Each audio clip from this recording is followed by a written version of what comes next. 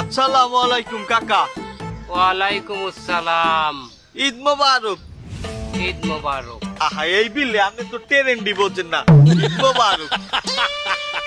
যাও সেমাই খাইতে বাসায় যাই। কাকু হনেন এই আমনেগো মধ্যে দেখি এই বকশিস দেওয়ার প্রথাটা উঠে গেছে। এবারে আমার বাপ আমার দাদাই বকশিস দিতে দিতেই খরাতি হয়েছে, ঠিক আছে? কত কত লাগবে কত হন 100 টাকার কসকসে নোট আনছি প্রায় 2000 পিস। নে যা।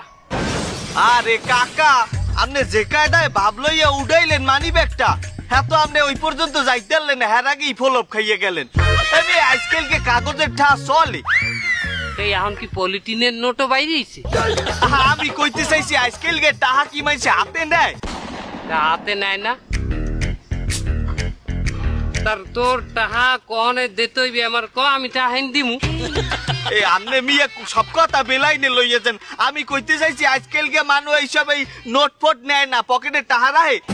আজকালকার এই 2050 সালের যুগে আপনি আমার হয়তো কার্ডে পেমেন্ট করবেন, নইলে কিছু ডলার ইনভেস্ট করে দেবেন। হ্যাঁ যদি না পারেন আপনারা আমি একটা ভালো বুদ্ধি দেই, আপনি আমার টিকটকে 100 স্টার সেট করে দিয়েন।